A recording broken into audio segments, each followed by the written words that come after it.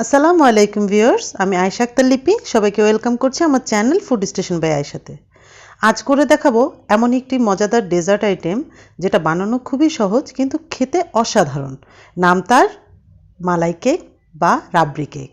তো চলুন দেখে নেই রেসিপিটা। ভিডিওটা শুরু করার আগে প্লিজ আমার চ্যানেলটা সাবস্ক্রাইব করে পাশে থাকা বেল বাটনটি ক্লিক করে দিবেন। মালাই কেক বানাতে প্রথমে কেকটা বানিয়ে নিব, আর সেই জন্য আমি রুম টেম্পারেচারে থাকা 3টি ডিম নিয়ে নিয়েছি। ডিমগুলো অবশ্যই রুম টেম্পারেচারে যেন থাকে, আর ভাঙার সময় খেয়াল করবেন যেন কুসুমটা না ভেঙে যায়। আমি ডিমের কুসুমটা আর সাদা অংশটা আলাদা করে নিয়েছি, আর এই সাদা অংশটাকে এখন আমি ফোম করে নিব একটা বিটার দিয়ে।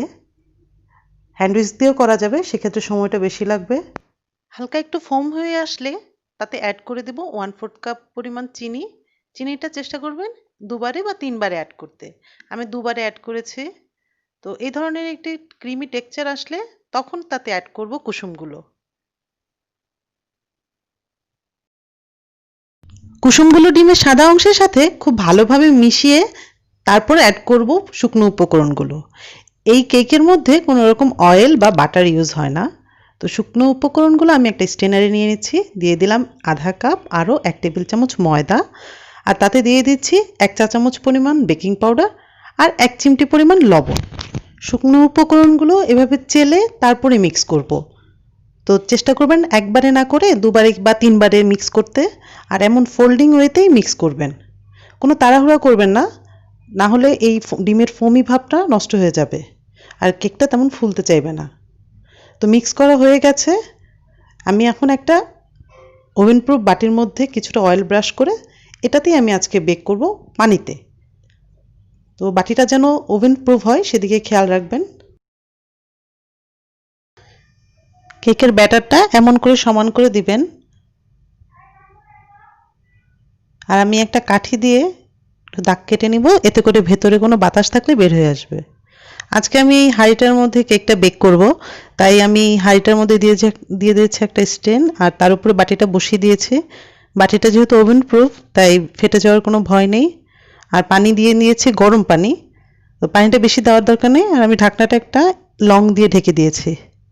তো 10 কি 15 মিনিটের মধ্যে কেকটা হয়ে যাবে, তবে যখন ফুলে উঠবে একবার চেক করে নেবেন। তা আমি 15 মিনিট পরে ঢাকনাটা উল্টে একটা কাঠি দিয়ে চেক করে নিলাম, দেখলাম যে কাঠিটা পরিষ্কার এসেছে, তার মানে আমার কেকটা হয়ে গেছে। তো কেকটাকে নামিয়ে আমি এভাবে ঢেকে ঠান্ডা হতে রেখে দিয়েছি। এখন চলে যাব মালাইটা বানাতে। মালাইটা বানাতে আমি একটা হাঁড়ির মধ্যে 3 কাপ পরিমাণ ফুল ক্রিম মিল্ক নিয়ে নিয়েছি, আর তাতে দিয়ে দিচ্ছি 2টো এলাচ। এখন অ্যাড করে দিচ্ছি আধা কাপ পরিমাণ কনডেন্স মিল্ক। কনডেন্স মিল্কটা নেড়ে চেড়ে দুধের সাথে মিশিয়ে অ্যাড করে দিচ্ছি 2/3 কাপ পরিমাণ চিনি।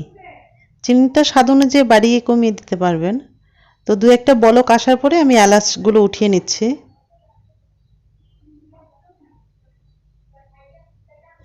এখন এতে অ্যাড করে দিচ্ছি আধা কাপ পরিমাণ পাউডার মিল্ক, আর আগে কিছুটা কুসুম গরম দুধের মধ্যে আমি জাফরান ভিজিয়ে রেখেছিলাম, সেটা অ্যাড করে দিচ্ছি। এটা টোটালি অপশনাল, স্কিপ করতে পারবেন চাইলে। তো এ ধরনের একটি ঘন টেক্সচার আসলে আমাদের মালাই তৈরি। এখন আমি আমার কেকটা ঠান্ডা হয়ে গেছে, সেই ঠান্ডা কেকটা আমি একটা কাঁটা চামচ বা টুথপিক দিয়ে এভাবে ছিদ্র করে নেব। এখন এতে ঢেলে দিচ্ছি গরম গরম মালাইটা। মালাইটা একদম ডুবিয়ে দিবেন, আর আমি সম্পূর্ণ মালাইটা দিব না, কিছুটা রেখে দেব পরে সার্ভ করার জন্য। এখন এতে দিয়ে দিচ্ছি বাদাম। কেকটা ঠান্ডা হয়ে গেলে এভাবে ঢেকে ফ্রিজে রেখে দেব সেট হওয়ার জন্য। তো আমি 3-4 ঘন্টা পরে ফ্রিজ থেকে বের করে দেখাচ্ছি। সারা রাত রেখে দিতে পারলে আরও ভালো হয়। তো এক পিস কেটে দেখাচ্ছি। আশা করছি এই রেসিপিটা আপনারা আসছে ঈদে আপনাদের আয়োজনে অবশ্যই রাখবেন। তো এই সময় কেকটা খুবই সফট, একটু সাবধানে উঠাতে হবে। কেকটা মালাই খেয়ে একদম তুলতুলে হয়ে গেছে। তো হয়ে গেল মজাদার মালাই কেক। ভিডিওটা শেষ পর্যন্ত দেখার জন্য অনেক ধন্যবাদ। আমার ভিডিওগুলো ভালো লাগলে লাইক করবেন, ফ্রেন্ডস এবং ফ্যামিলির সাথে শেয়ার করবেন। আমার জন্য সবাই দোয়া করবেন আর অনেক ভালো থাকবেন। আল্লাহ হাফেজ।